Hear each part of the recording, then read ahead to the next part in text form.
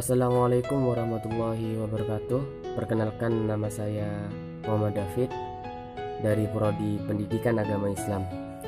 Saya akan menyampaikan beberapa hal tentang kebijakan pendidikan Islam.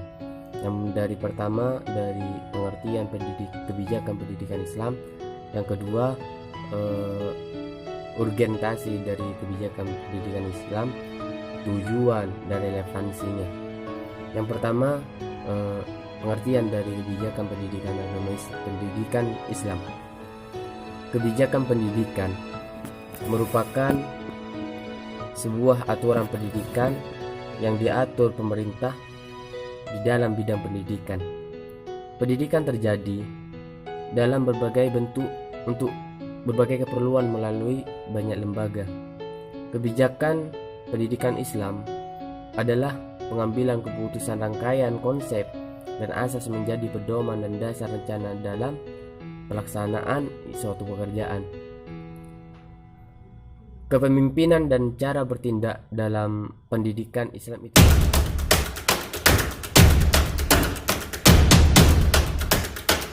Dan kedua, tujuan kebijakan pendidikan Islam. Tujuan utama dari pendidikan Islam ialah mencapai ridho Allah, sehingga pendidikan diharapkan akan melahirkan individu yang baik, moral, berkualitas, sehingga bermanfaat bagi dirinya dan orang lain, keluarganya, masyarakatnya, bangsanya, serta umat manusia pada umumnya. Begitu.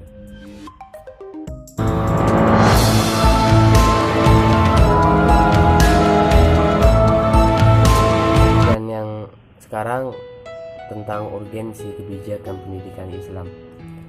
Banyak kritikan cukup tajam yang dilemparkan berbagai pihak tentang output kebijakan pendidikan Islam yang belum menunjukkan keberhasilan di tengah-tengah masyarakat.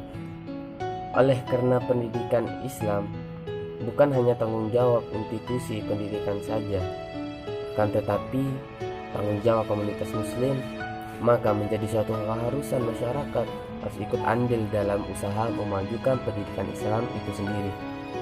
Salah satunya dengan memberdayakan potensi masyarakat tetap guna, karena peserta didik itu datang dan bermuara pada masyarakat.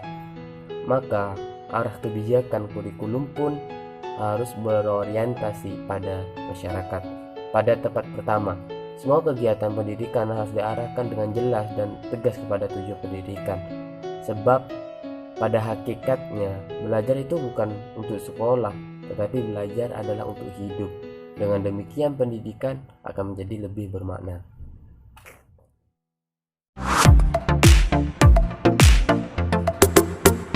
Dan yang terakhir, bidang ilmu yang relevan dengan kebijakan pendidikan. Tuntutan yang paling mendesak dalam memacu pembangunan pendidikan yang paling bermutu dan relevan ialah meningkatkan kemampuan dalam melakukan analisis kebijakan.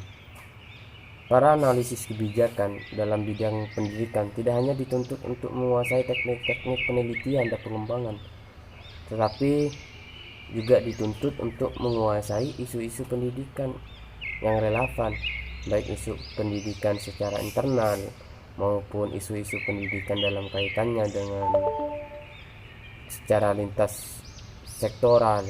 Isu-isu pendidikan secara internal akan meliputi sistem pendidikan. Berikut komponen-komponennya yang integral: isu pemeralatan dan perluasan akses pendidikan, isu peningkatan mutu, relevansi dan sayang pendidikan, serta isu penguatan tata kelola, akuntabilitas dan pencitraan publik.